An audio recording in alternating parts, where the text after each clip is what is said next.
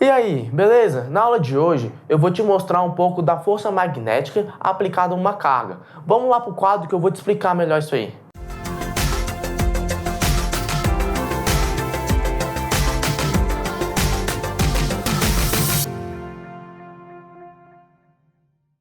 Então, gente, hoje a gente vai começar a ver um pouco de força magnética, ok? A fórmula da força magnética que a gente vai ver vai ser essa aqui, que vai depender da carga, da velocidade que a carga é lançada e do campo magnético que ela está inserida. Para exemplificar aqui, eu desenhei esse campo magnético aqui, vou colocar uma carga positiva aqui.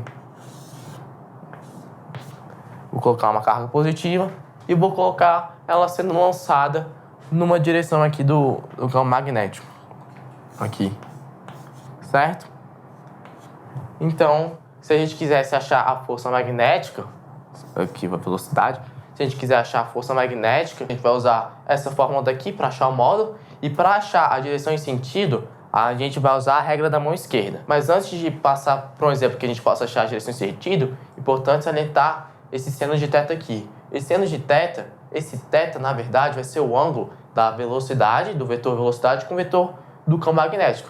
Então, por exemplo, nesse exemplo aqui que eu desenhei, a carga positiva sendo direcionada aqui para o polo sul, ou até mesmo para o polo norte, em que o ângulo vai ser 0 e 180, o seno vai ser 0. Então, nesse caso aqui, não vai ter força magnética. Mas, se eu fizer, por exemplo, um lançamento para cá, né?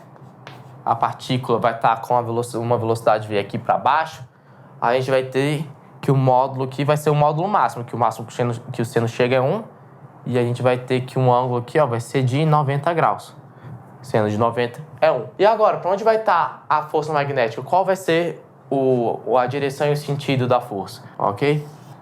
Para isso, a gente vai usar a regra da mão esquerda. Como é que vai funcionar essa regra da mão esquerda? A regra da mão esquerda, a gente vai fazer o seguinte: a gente vai colocar cada dedo como sendo uma grandeza. O dedão vai ser a força. Ele que vai dizer onde está o sentido e a direção da força. O polegar vai ser o campo magnético, vai ser o Bzinho aqui. E o dedo do meio vai representar a velocidade. Então a gente vai ter força, campo e velocidade. F, B, V. Ok? Muitas pessoas gostam de usar a sigla Faça Bom Vestibular para lembrar de que cada dedo significa, beleza?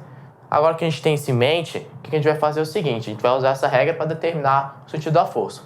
Olha, a gente vai ter o seguinte: a gente tem a velocidade e o campo, certo? A velocidade está aqui para baixo, então o dedo anelar aqui para baixo.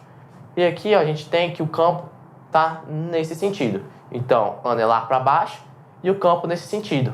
O dedão representa a direção e sentido da força. Então, a força ela vai estar saindo do quadro.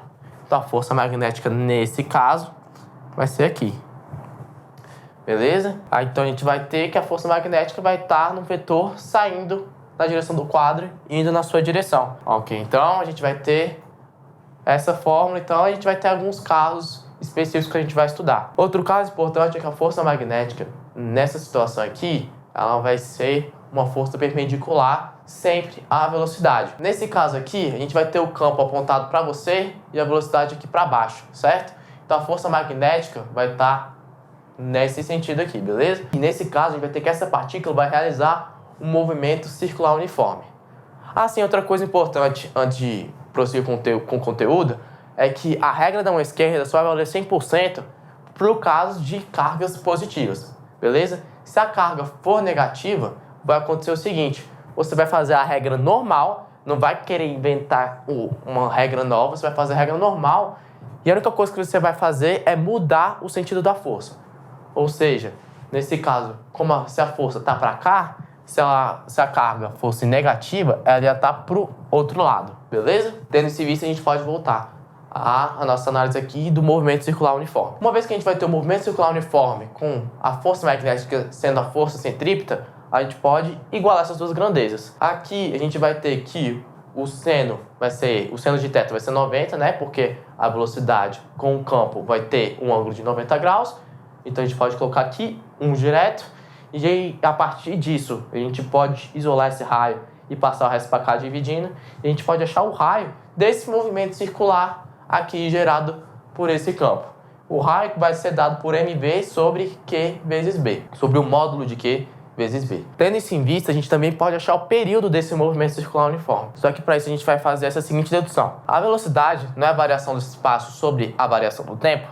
A variação do espaço num período de um círculo, um comprimento de um círculo, não é 2πr, ou seja, 2π vezes o raio. E o período não vai ser o tempo que a partícula vai levar para dar uma volta completa, que vai ser o t. Então a gente pegou o espaço de uma volta e o tempo que ele vai dar uma volta. A gente vai pegar nessa fórmula aqui do raio que a gente acabou de encontrar e substituir aqui a velocidade. Tá vendo? Ó? A velocidade está aqui. Ó. A velocidade, a gente substituiu. É esse termo aqui. Tendo isso em vista, a gente pode isolar o período e achar que o período vai ser igual a 2πm sobre QB. Com isso, a gente encerra a nossa aula de hoje aprendendo a regra da mão esquerda. Lembrando sempre, faça bom vestibular, força, campo e velocidade, para achar a direção e sentido de força, de campo ou de velocidade, dependendo do problema. A gente aprendeu como calcular a força elétrica, usando essa fórmula aqui, que vai ser o módulo da carga, vezes a velocidade, vezes a intensidade do campo, vezes o seno da velocidade com o campo, né? O seno do ângulo dessas duas grandezas. E a gente relembrou um pouco de movimento circular uniforme, uma vez que esse movimento ocorre quando a gente vai ter uma situação dessa, por exemplo, e que a gente vai ter uma força magnética sempre apontando para o mesmo ponto e uma partícula realizando esse movimento circular. A gente aprendeu a calcular o raio e o período do movimento da partícula. Tendo isso em vista, a gente já pode passar para a próxima aula, em que a gente vai aprender como calcular a força elétrica exercida em um fio, sob influência de um campo. Espero ver você lá, hein?